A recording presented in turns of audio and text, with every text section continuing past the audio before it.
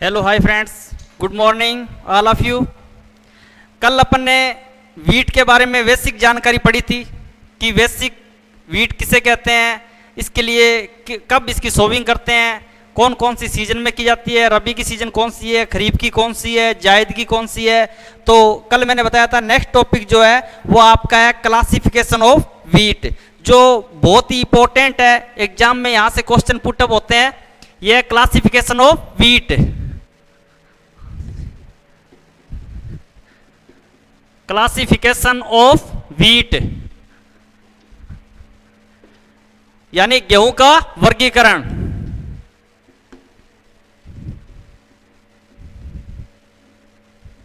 गेहूं का वर्गीकरण, तो जो गेहूं का वर्गीकरण है इसको कितने भागों में बांटा गया है? गेहूं को 3 भागों में बांटा गया है। कितने भागों में? 3 भागों में। 3 विभागों में इसको डिवाइडेशन किया गया है गेहूं को। वो कौन कौन से है तो वो मैं आपको बता रहा हूं, ध्यान से समझना। नंबर एक है द्विगुणित। द्विगुणित जिसको डिप्लॉइड बोलते हैं, डिप्लॉइड। नंबर 2 है आपका चतुर्थ गुणित। चतुर्थ गुणित जिसको टेट्रापोलाइड बोलते हैं।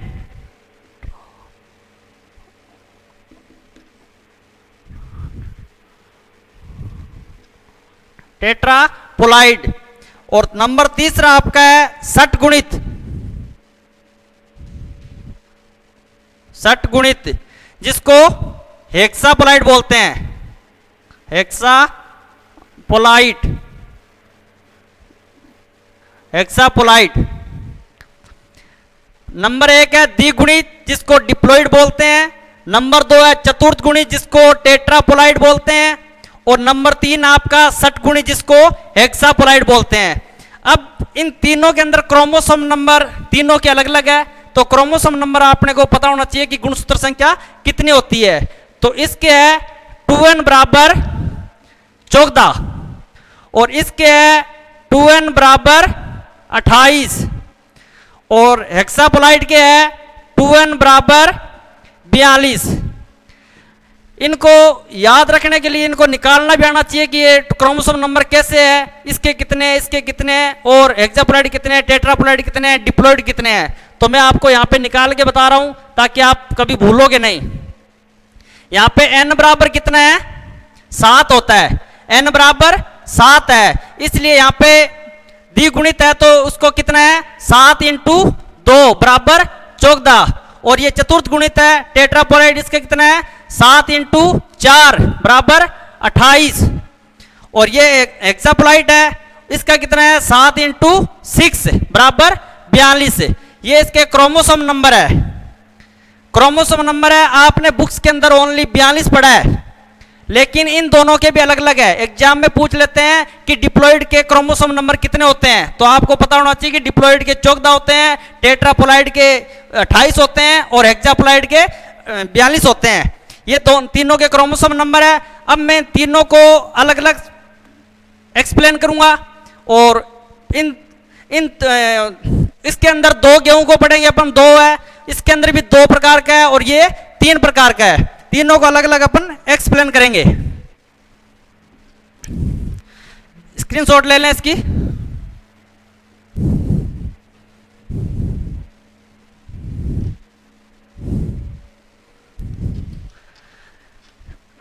ध्यान से समझना है, यहां से क्वेश्चन बहुत एग्जाम में पुटअप होते हैं। सबसे मेन इंपॉर्टेंट चैप्टर है इसका। नंबर 1 है आपका द्विगुणित। द्विगुणित जिसको आप बोलते हैं डिप्लॉइड। डिप्लॉइड। और क्रोमोसोम नंबर कितना है? 2n बराबर 14। इसको ये 2 प्रकार का होता है। नंबर 1 फर्स्ट है, इसका ये होता है ट्रिटिकम।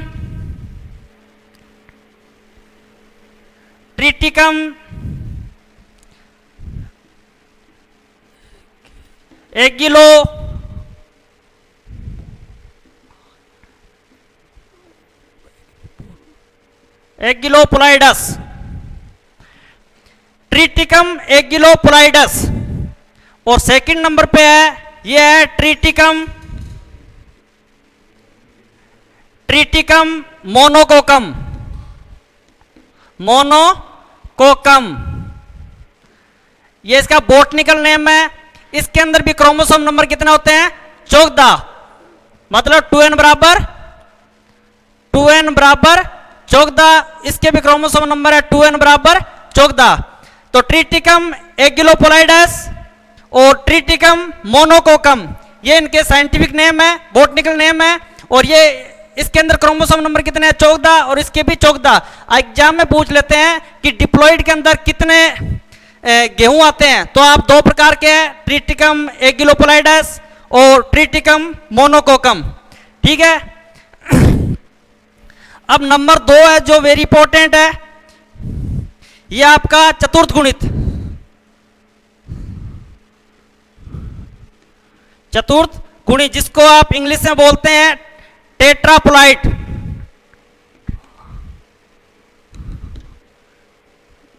टेट्रापोलाइड, टेट्रा जो पोलाइड है यह आपका 2 प्रकार का है। कितने प्रकार का है? 2 प्रकार का। कौन कौन सा है? नंबर फर्स्ट, इसके अंदर है इमर गेहूं, इमर गेहूं। इमर गेहूं का बोटनिकल नेम क्या है? ट्रिटिकम डाइकोकम, ट्रिटिकम डाइकोकम इसका बोटनिकल नेम है। क्या है बोटनिकल नेम? ट्रिटिकम डाइकोकम। किसका? इमर गेहूं का। अब इमर गेहूं से रिलेटेड इसके अंदर भी क्रोमोसोम नंबर पूछे तो कितने हैं? इसके क्रोमोसोम नंबर है 2n बराबर 28। तो इसके भी कितने हैं? 2n बराबर 28। इसके अंदर वेरी इंपॉर्टेंट क्वेश्चन बनते हैं जो एग्जाम में बहुत सारे पुटअप हुए हैं, आप पुराने एग्जाम को उठा के देख लेना, उनमें आए हुए हैं। कौन कौन से क्वेश्चन है कि भाई इमर जो गेहूं है, सबसे पहला क्वेश्चन है इमर गेहूं। इमर गेहूं का उपयोग किस लिए होता है? क्या बनाया जाता है इमर गेहूं से? तो इमर गेहूं से बनाया जाता है उपमा। आपने कभी खाया होगा उपमा, उपमा बनाया जाता है। दक्षिण भारत में बनाता है, दक्षिण भारत में बनता है। क्या बनाया जाता है? उपमा। उपमा एक डिश है, वो बनाई जाती है खाने के लिए। किससे? इमर गेहूं से। उसके बाद में नेक्स्ट इसका जो इंपॉर्टेंट क्वेश्चन है कि भारत में कितने क्षेत्रफल में इसका कल्टीवेशन होता है? जो एरिया है उसके अंदर कल्टीवेशन कितने क्षेत्रफल में होता है? तो भारत के अंदर ओनली फॉर इसका 1%। कितना परसेंट? 1%।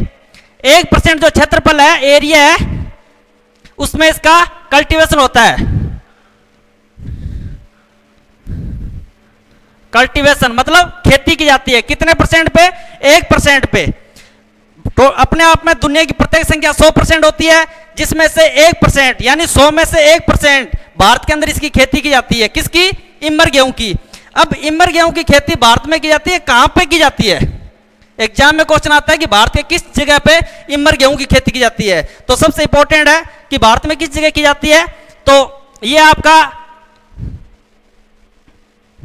महाराष्ट्र और तमिलनाडु, महाराष्ट्र, तमिलनाडु और आंध्र प्रदेश। महाराष्ट्र, तमिलनाडु और आंध्र प्रदेश के अंदर इसकी खेती की जाती है। तो मैं आपको यहां तक बता रहा हूं, इसके बाद में इसका रफ कर रहा हूं कि मैंने 2 आपको समझाए हैं। उसमें पहला है डिप्लॉइड। डिप्लॉइड के अंदर 2 प्रकार का होता है, ट्रिटिकम एगिलोपोलाइडस और ट्रिटिकम मोनोकोकम। इन दोनों के क्रोमोसोम नंबर पूछते हैं तो आपको याद रहना चाहिए कि 14 है, और किस में आते हैं? डिप्लॉइड में आते हैं। इसके बाद में है टेट्रापोलाइड। टेट्रा जो पोलाइड है, इसके क्रोमोसोम नंबर कितने हैं? 2n बराबर 28 है। कितने हैं? 2n बराबर 28। इसके अंदर 2 प्रकार का है। नंबर 1 है इमर गेहूं। कौन सा है? इमर गेहूं। इमर गेहूं को बोटनिकल नेम है ट्रिटिकम डाइकोकम। ट्रिटिकम डाइकोकम। इसके भी क्रोमोसोम नंबर कितने हैं? 2n बराबर 28। 2n बराबर 28। अब इसके इंपॉर्टेंट क्वेश्चन है कि इसका उपयोग किस लिए होता है? क्या बनाते हैं इमर गेहूं से? तो इमर गेहूं से उपमा। उपमा एक डिश है जो खाने के लिए है, वो बनाई जाती है। किससे बनती है? इमर गेहूं से।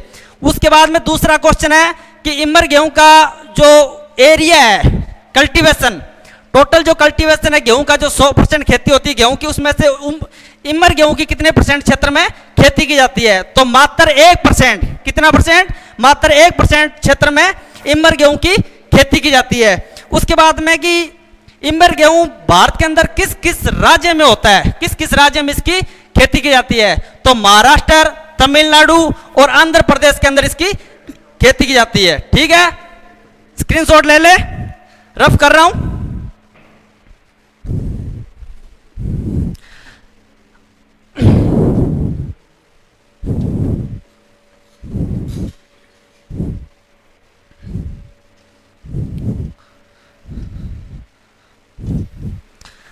अब जो दूसरा है किसका? नंबर 2 का ही है,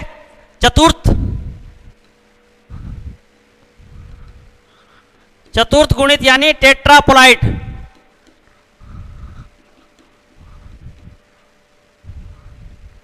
टेट्रापोलाइड, इसका फर्स्ट तो था इमर गेहूं, इमर गेहूं जिसको मैंने आपको समझाया है। अब नंबर दूसरा है इसका, वो कौन सा है?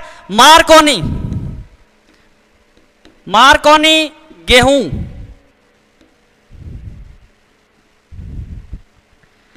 मार्कोनी गेहूं या मैक्रोनी गेहूं इसी को बोलते हैं। तो इसका दूसरा नाम क्या है?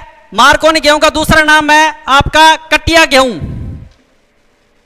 कटिया गेहूं।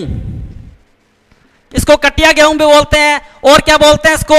इसको बोलते हैं ड्यूरम गेहूं, ड्यूरम गेहूं या वीट, ड्यूरम गेहूं।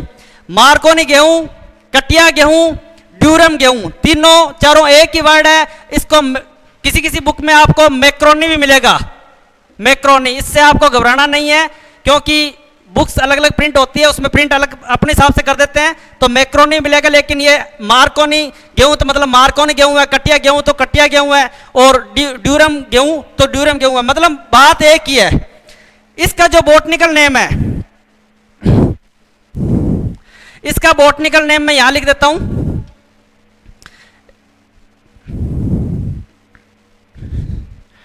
Triticum durum. ट्रिटिकम ड्यूरम इसका बॉटनिकल नेम है, वनस्पतिक नाम है। क्या है? Triticum durum. बॉटनिकल नेम है किसका? मार्कोनी गेहूं का। अब मार्कोनी जो गेहूं है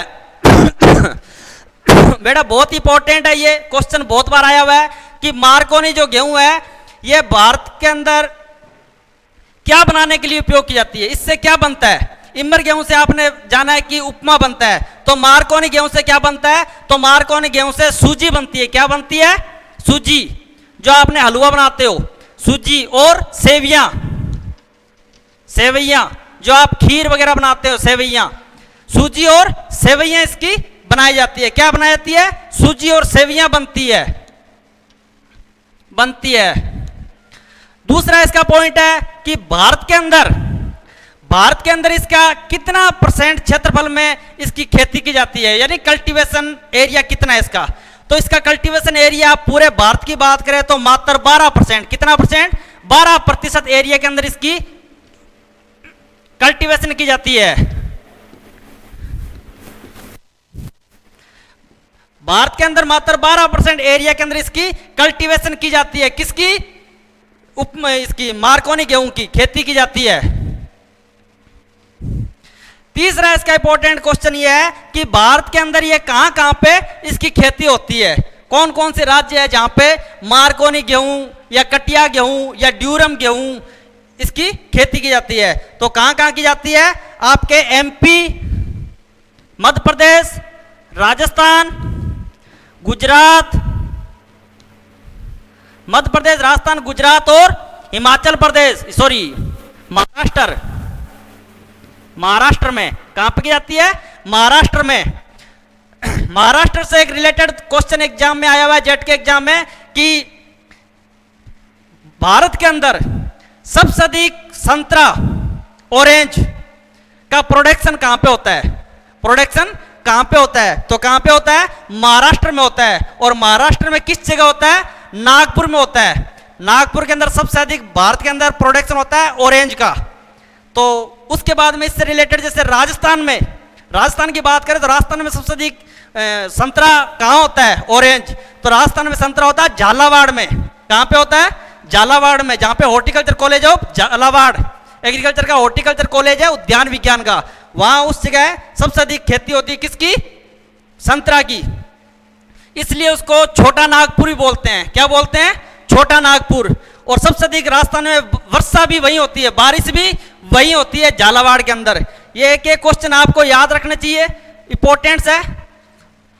तो इसको आपने दोबारा मैं समझा रहा हूं। चतुर्थ जो गुणित है टेट्रापोलाइड है, इसका जो क्रोमोसोम नंबर कितना है? 2n बराबर 28 है। कितना है? 2n बराबर 28 है। और इसके अंदर पहला आपने पढ़ा है इमर गेहूं।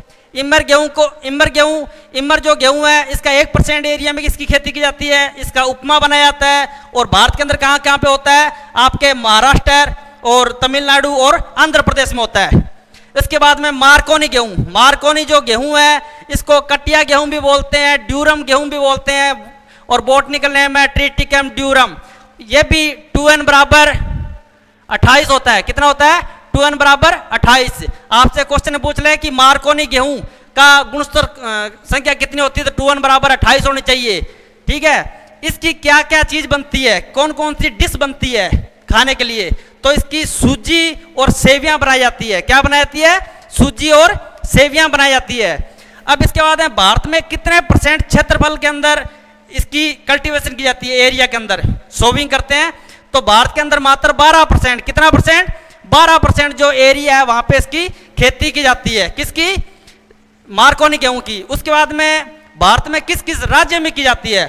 तो भारत में कौन कौन राज्य है? एक तो आपका मध्य प्रदेश है, राजस्थान है, गुजरात है और आपका महाराष्ट्र है। यहां पे इसकी खेती की जाती है। स्क्रीनशॉट ले लें, रब कर रहा हूं इसको।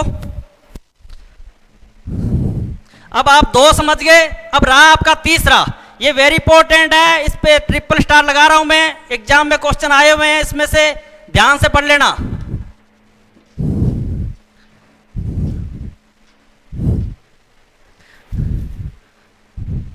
तीसरा जो है आपका वो है षटगुणित यानी हेक्सापोलाइड।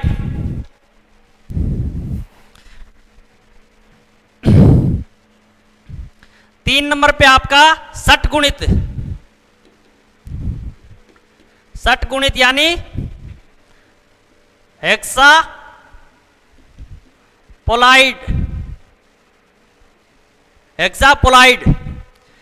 हेक्सापोलाइड जो है, इसका क्रोमोसोम नंबर कितना है? 2n बराबर 42। 2n बराबर 42 है। हेक्सापोलाइड है, इसके अंदर 3 प्रकार के गेहूं है। कितने प्रकार के? 3 प्रकार के, और तीनों ही इंपॉर्टेंट्स है। नंबर पहला, फर्स्ट ब्रेड वीट जो गेहूं है, इसका बॉटनिकल नेम है ट्रिटिकम एस्टिवम। आज आप समझ गए होंगे कि ट्रिटिकम जो एस्टिवम है वो किस गेहूं का बॉटनिकल नेम है? तो वो ब्रेड वीट का। अब आप गेहूं का पूछते हैं गेहूं का बॉटनिकल नेम क्या है, तो आप बताते हो ट्रिटिकम एस्टिवम, जबकि गेहूं का ट्रिटिकम स्पेसीज होता है। स्पेसीज होता है क्योंकि ये प्रजातियां हैं, स्पेसीज होता है, जबकि इसका बॉटनिकल नेम, इसके अंदर 3 प्रकार का वर्गीकरण है, तीनों प्रकार के अंदर अलग अलग है। जो ट्रिटिकम एस्टिवम है वो ब्रेड वीट का है। ठीक है, ब्रेड वीट का। अब जो ब्रेड वीट आपका गेहूं है ट्रिटिकम एस्टिवम, ये गेहूं भारत के अंदर कितने % क्षेत्रफल में इसकी खेती की जाती है? तो सबसे इंपॉर्टेंट है, आप लोग सबसे ज्यादा इसी की खेती करते हैं, तो इसके सबसे अधिक खेती कितने की जाती है? 87%। कितना %? 87% एरिया में कल्टीवेशन की जाती है। 87% एरिया में इसकी कल्टीवेशन की जाती है, खेती की जाती है। भाई ब्रेड वीट जो गेहूं है ट्रिटिकम एस्टिवम, इसकी 87% जो क्षेत्रफल है का, उसके अंदर खेती की जाती है, सबसे अधिक खेती की जाती है। तो तो इसलिए इसको इसका नाम ट्रिटिकम एस्टिवम रखा गया। सारे पूरे गेहूं को इसी का नाम दे रखा है, ट्रिटिकम एस्टिवम। क्यों दे रखा है? कि सबसे अधिक खेती इसी की होती है। ये जो गेहूं है इसको कौन लेके आया था, किसने विकसित किया था? तो इस जो गेहूं को विकसित किया था वो थे doctor Norman E Borlaug. Doctor Norman E Borlaug. Doctor Norman E Borlaug जो साइंटिस्ट थे उन्होंने इसको विकसित किया। कहां पे किया? मेक्सिको में किया। कहां पे किया? मेक्सिको में। मेक्सिको में इसको विकसित किया। मेक्सिको में इन्होंने विकसित किया। किन्होंने किया? डॉक्टर नॉर्मन ई बोरलॉग ने किया। इनका शॉर्ट नेम है doctor N E Borlaug. Doctor N E Borlaug ये जो साइंटिस्ट है इन्होंने मेक्सिको में इसका विकसित किया, मेक्सिको से। इसलिए इसको मैक्सिकन गेहूं भी बोलते हैं। क्या बोलते हैं? मैक्सिकन गेहूं। मैक्सिकन बोना गेहूं। बोना को इंग्लिश में ड्वार्फ बोलते हैं, बोना गेहूं। मैक्सिकन बोना गेहूं भी बोला जाता है। किसको? सॉरी यहां लिखना था, मैक्सिकन बोना गेहूं भी इसको बोला जाता है। और क्या बोलते हैं? और दूसरा नाम है इसका चपाती गेहूं। क्या बोलते हैं? चपाती गेहूं। क्योंकि इसकी रोटी बनाई जाती है। आप जो रोटी खाते हैं इसके अंदर ग्लूटीन की मात्रा होती है। किसकी मात्रा होती है? ग्लूटीन नामक प्रोटीन होती है, जिसके कारण आटे में लोच आती है, लचक आती है, वो ग्लूटीन होती है। क्या होती है? ग्लूटीन नामक प्रोटीन है। तो वो किस में है? इस गेहूं की अपन खाना खाते हैं। किसका? ब्रेड व्हीट का। तो सबसे इंपॉर्टेंट है ब्रेड व्हीट। इसके बारे में आपने पढ़ा। ब्रेड व्हीट इसका बॉटनिकल नेम है ट्रिटिकम एस्टिवम। इसके दूसरे नाम है मैक्सिकन बोना गेहूं और चपाती गेहूं। कौन सा? मैक्सिकन बोना गेहूं और चपाती गेहूं।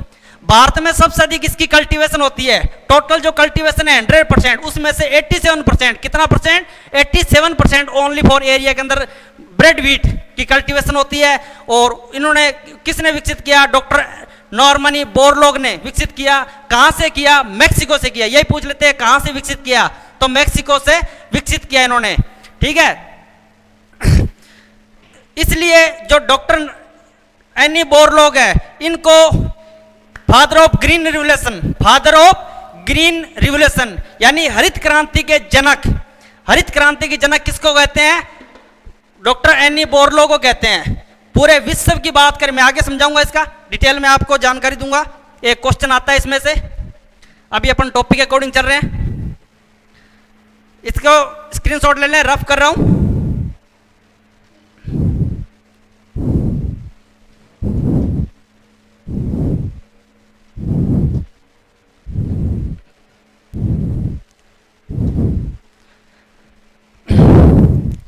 पहला आपका हो गया था ब्रेड व्हीट।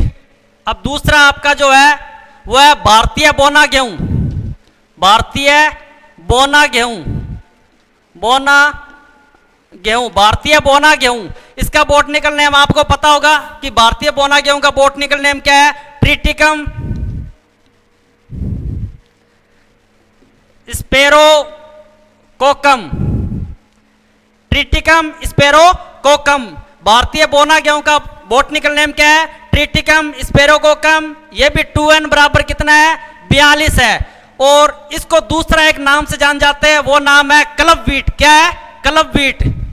क्लब व्हीट, इसको क्लब व्हीट के नाम से भी जानते हैं। ये बहुत बार आया है, अभी लेटेस्ट डब्ल्यूओ के एग्जाम में आया था। क्लब व्हीट किसको बोलते हैं? तो ट्रिटिकम स्पेरोकोकम बोलते हैं। आजकल बॉटनिकल नेम ही ज्यादा पूछते हैं एग्जाम में, तो बॉटनिकल नेम पे फोकस करना। क्या है? Club wheat.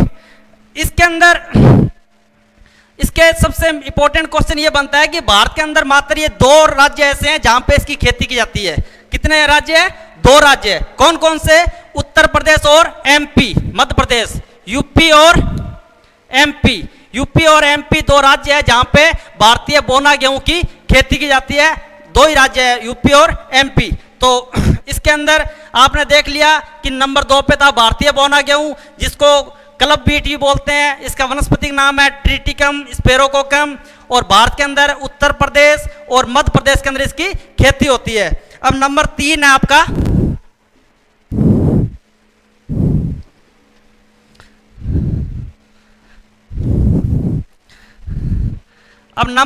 आपका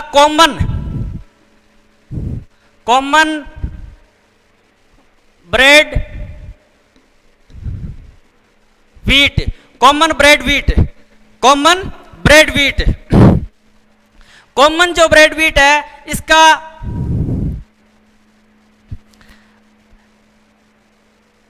इसका जो बॉटनिकल नेम है, वनस्पतिक नाम, वो है ट्रिटिकम वल्गेयर। वनस्पतिक नाम है ट्रिटिकम वल्गेयर। इसमें क्रोमोसोम नंबर है 2n बराबर 42। क्रोमोसोम नंबर कितने हैं? 2n बराबर 42, क्योंकि ये 60 गुणित के ही भाग है, तीनों भाग है, इसलिए इनके क्रोमोसोम नंबर एक ही होंगे। तो ट्रिटिकम वल्गेयर है, इसके 2 वेराइटीज बहुत ही इंपॉर्टेंट है जो एग्जाम में पूछी गई हैं। वेराइटीज है वो कौन कौन सी है आपको बता देता हूं।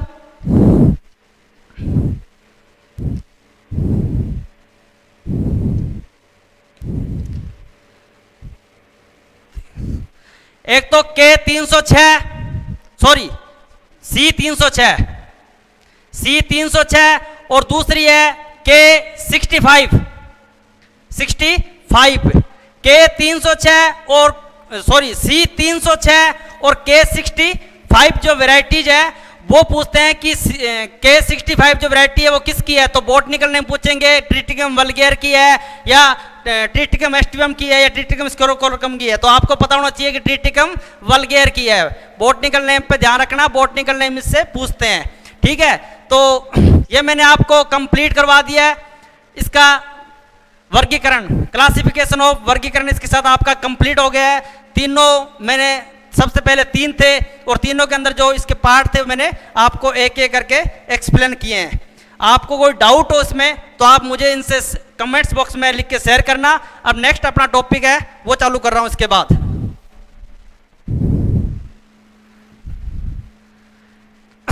इसके बाद मैं आपको कल दूसरा टॉपिक स्टार्ट करूंगा, वो होगा आपका, आपने कल मैंने बताया था कि जीन क्या होता है। कल मैंने आपको बताया था कि जीन नोरिन-10, तो जीन नोरिन-10 के बारे में आपको अवगत कराऊंगा कि जीन क्या चीज है, किसने लेके आया, भारत में कब आया, कैसे आया, क्यों आया, इसके बारे में कल आपको डिटेल में एक्सप्लेन करूंगा। तो इसका आप ध्यान से पढ़ लेना, इसमें से क्वेश्चन पुटअप होते हैं, तीनों के तीनों प्रकार बहुत ही इंपॉर्टेंट है। तो कल के लिए जय हिंद, जय भारत।